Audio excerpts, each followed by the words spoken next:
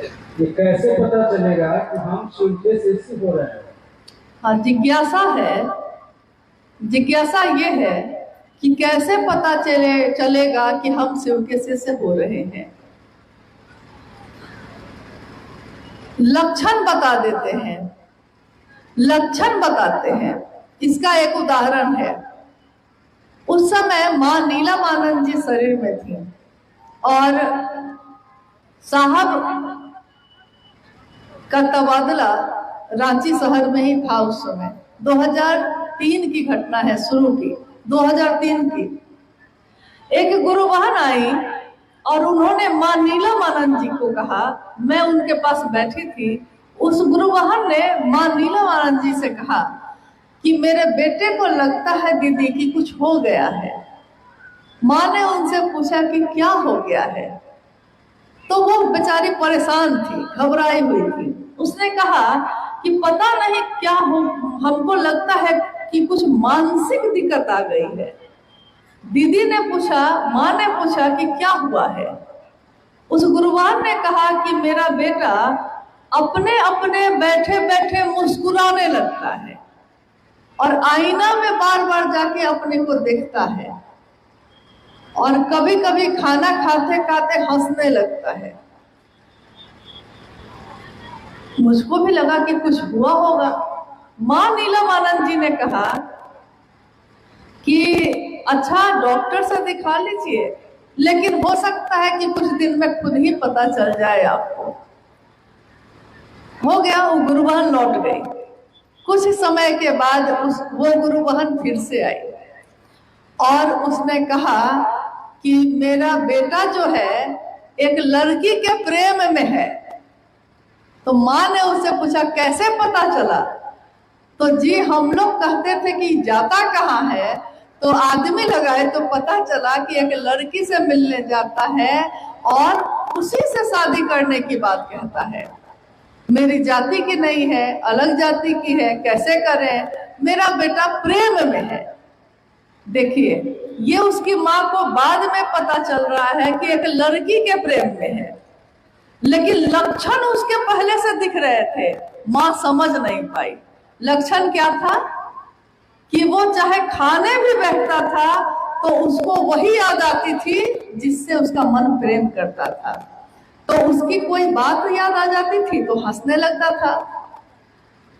उसने कुछ कहा होगा तो आईने में जाके खुद को देखने लगता था। यानी लक्षण, प्रेम होता है तो लक्षण में आने लगता है कि प्रेम हो गया है इसको। शिव की शिष्यता में हम शिव शिष्य बन गए हैं, ये कैसे पता चलेगा? हमारा लक्षण बता देता है। कोई बात हुई नहीं कि महादेव से दया मांगना शुरू कर देते हैं। कोई आदमी अनजान मिला नहीं कि भूमिका देने लगते हैं क्योंकि उससे महादेव की बात करनी है। ट्रेन में, बस में, सब्जी के बाजार में, कहीं गए हैं, कोई आदमी मिला नहीं कि हाथ पे पहले देखते हैं कि कंगन तो नहीं पहना है, मतलब कि कंगन नहीं पहना है, यानी शिव को गुरु नहीं बनाया है। देखिए, लक्षण हम लोग के क्या होने लगे हैं। पहले तो ऐसा नहीं था और उसके बाद उससे महादेव की बात करने लगते हैं।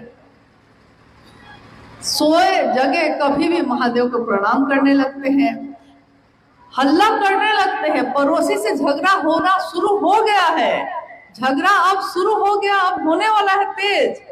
लेकिन अचानक याद आता है कि अरे वाह, हम तो अभी कल घर में दूरा पे बाहर में शिव चर्चा रखे हुए हैं और लोग आएंगे शिव चर्चा के लिए, और अभी लोग जब हमको देखेंगे कि हम झगड़ा कर रहे हैं तो सब क्या कहेगा कि शिव चर्चा करती है कि झगड़ा करती है। तो तुरंत हम चुप हो जाते हैं। गुस्सा है, चुप हो जाते हैं, ये सोचकर कि मेरे गुरु पे उंगली न उठ जाए। अपना आचरण देखते हैं। दारू पीने वाले दारू छोड़ देते हैं क्योंकि उनको लगता है कि शराब पीकर अगर महादेव की बात करेंगे कोई नहीं सुनेगा। नहीं पीता है, छोड़ देता है। झगड़ा करने वाले झगड़ा छोड़ देते हैं, कड़वा बोलने वाले कड़वाहट भूल जाते हैं। यानी सब शिव भाव में आने लगते हैं। शिव के भाव में आ जाते हैं तो अपना आचरण भी भूल जाते हैं, जो जन्म से था वो भी भूल जाते हैं, जो हम चित्र में देखते हैं, महादेव की तस्वीरों में देखते हैं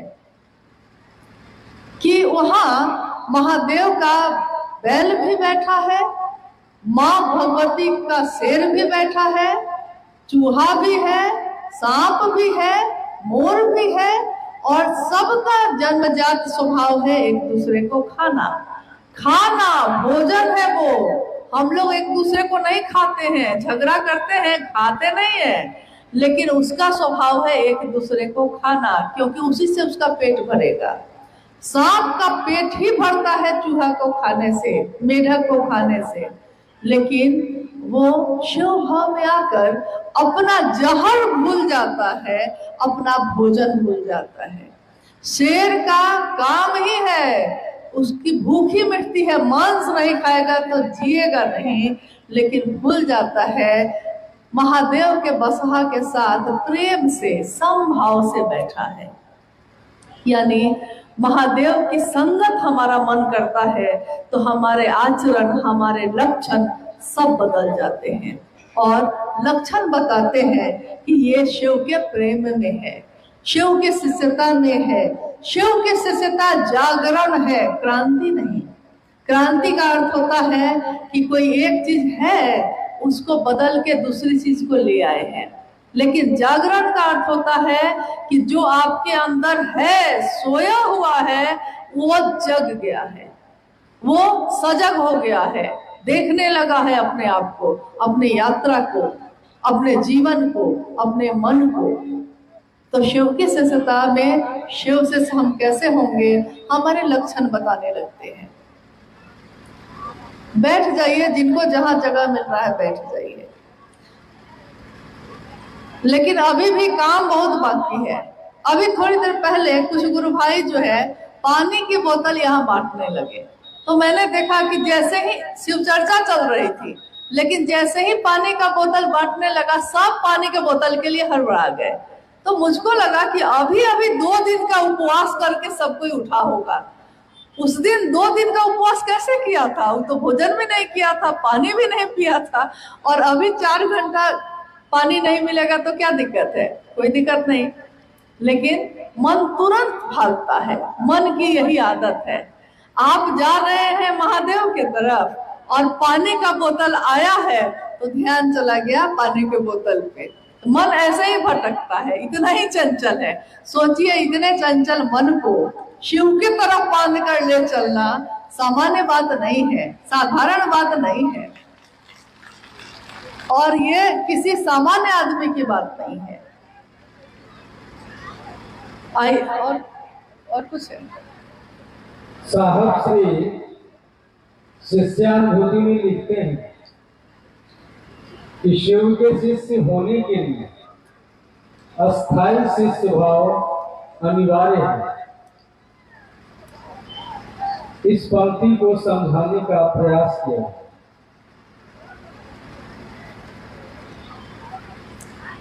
ये पंक्ति है शिष्यानुभूति की, जो मैंने अभी बताया कि 1990 के दशक में जब साहब पटना में रहा करते थे, उस समय उन्होंने अपनी अनुभूति को, शिव के लिए जो अनुभूति थी, उसको कागज के पन्नों पे लिखा था,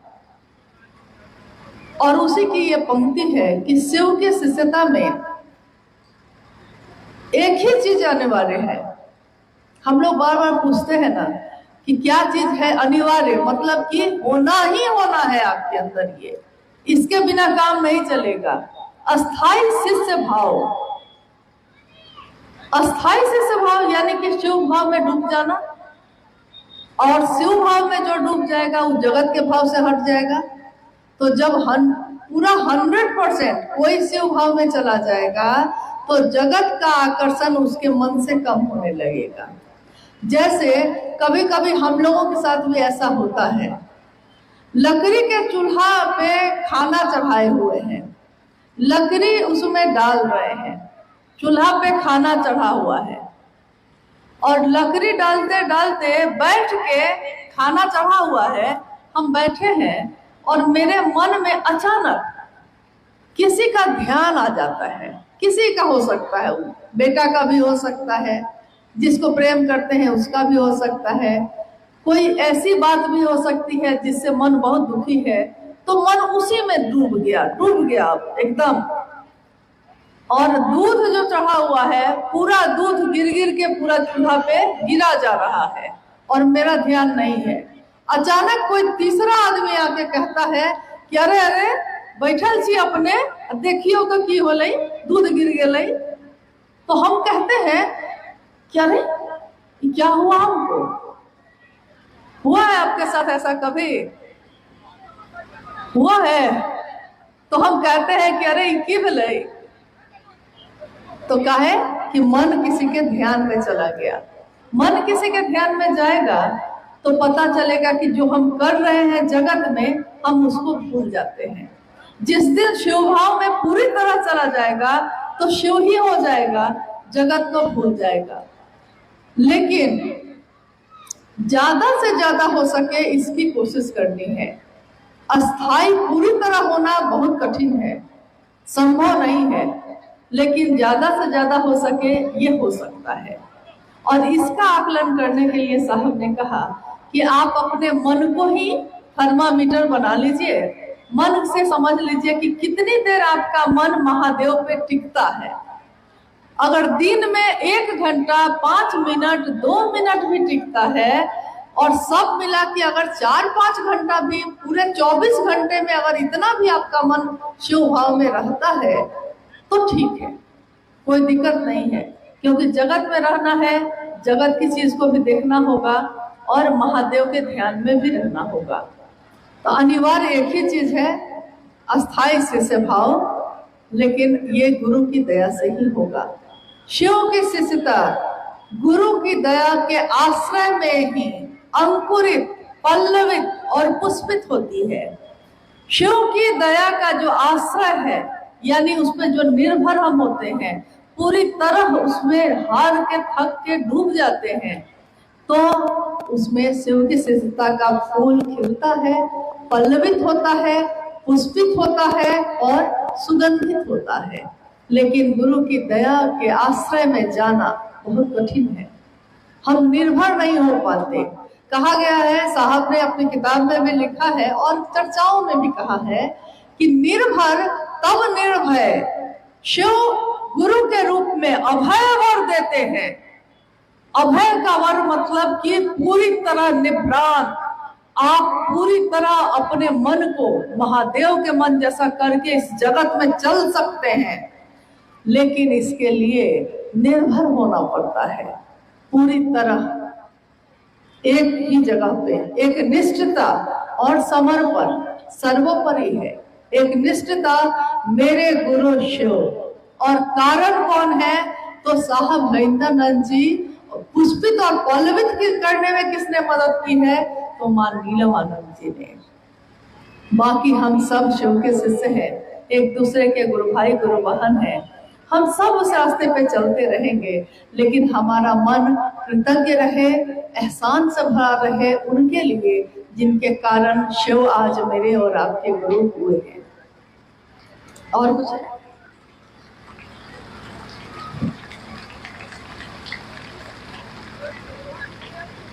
एक आखिरी जिज्ञासा है, शिव के शिष्यता में हम लोगों को माली बनकर चलना है या मालिक बनकर? शिव की शिष्यता में माली बनकर चलना है?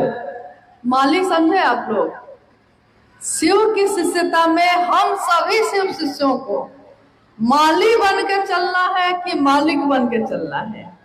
शिव की शिष्यता का मालिक कौन है?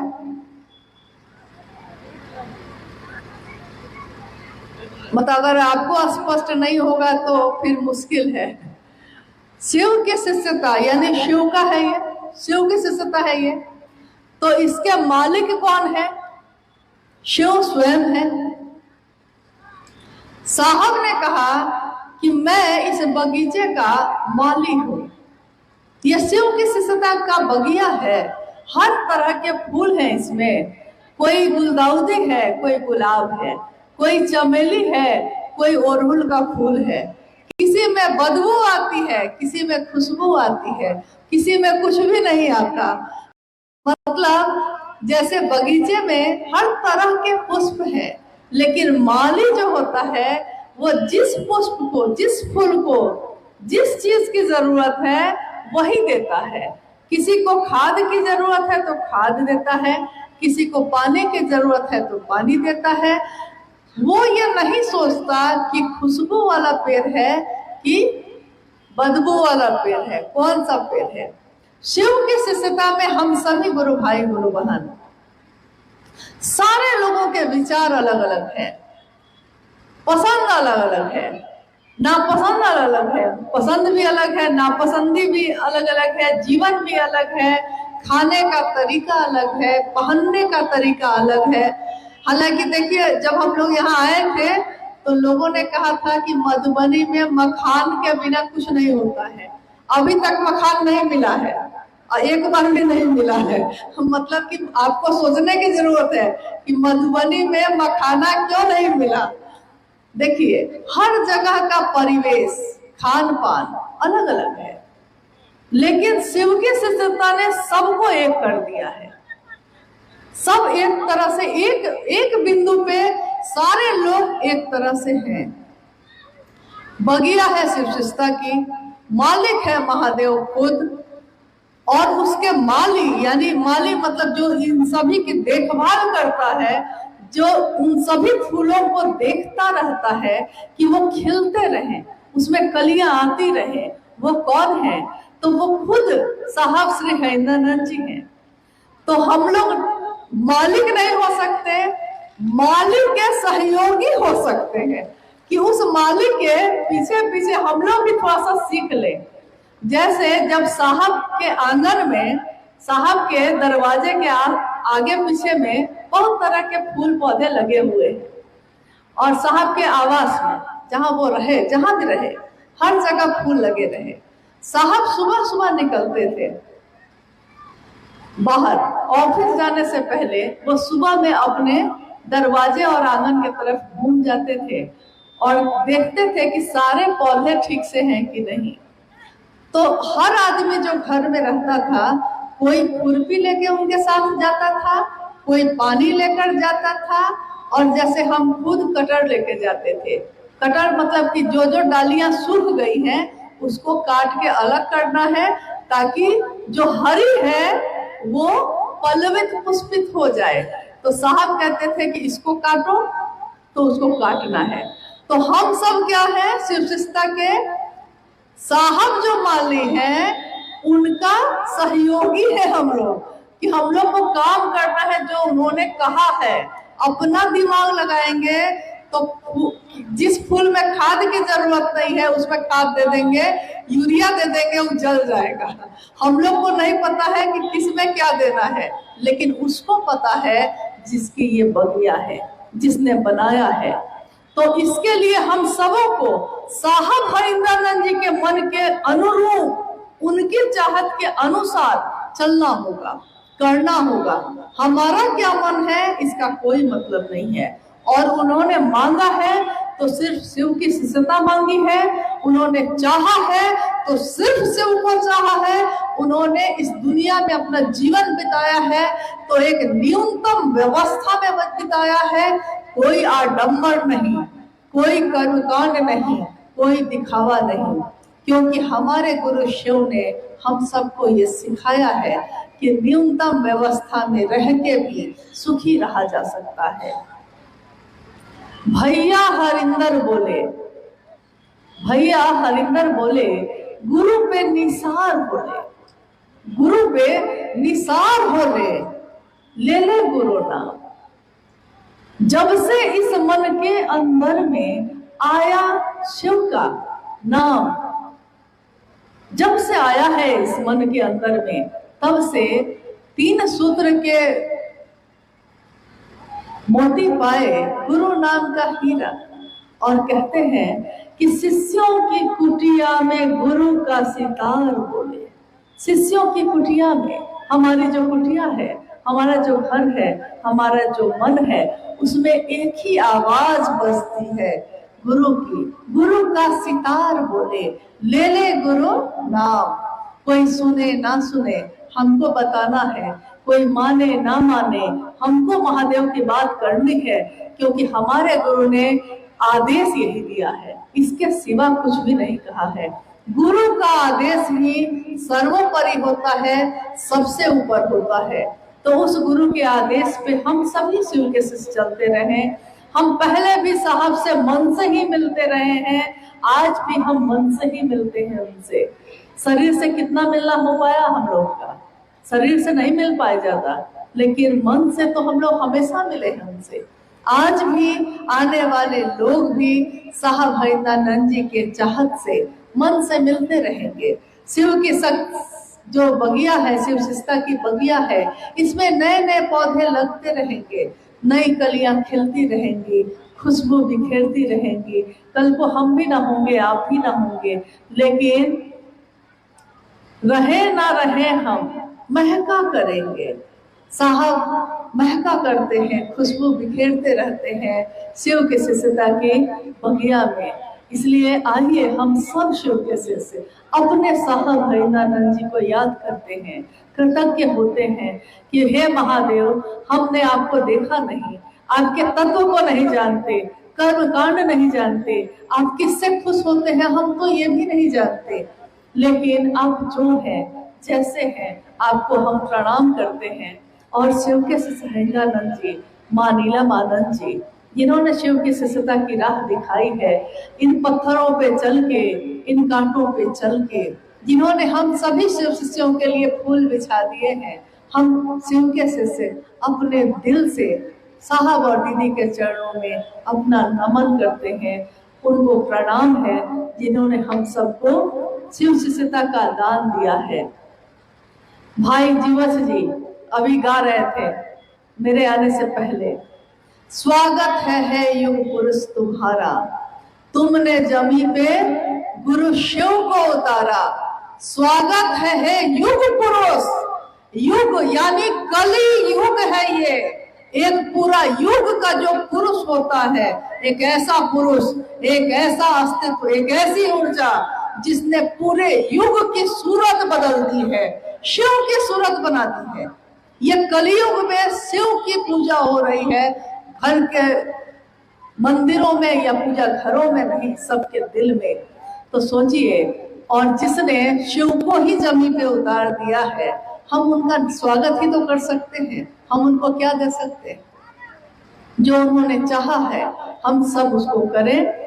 और आप जो गुरु भाई गुरुवान है, अभी अभी हम लोगों ने शिव शिष्यता के लक्षण पे बात की है। आप सभी धीमी गति से धीरे धीरे अपने घर को लौटिएगा, सुरक्षित लौटिएगा। और हम सभी शिव शिष्य एक दूसरे से ये वादा करते हैं कि जब तक ये जीवन है, जब तक ये सांसें हैं, ये कृतज्ञ रहेंगी उनकी जिनके कारण शिव मेरे और आपके गुरु हुए हैं। आप सभी के चरणों में प्रणाम है और आप सबों से हम लोग भी अब विदा लेते हैं।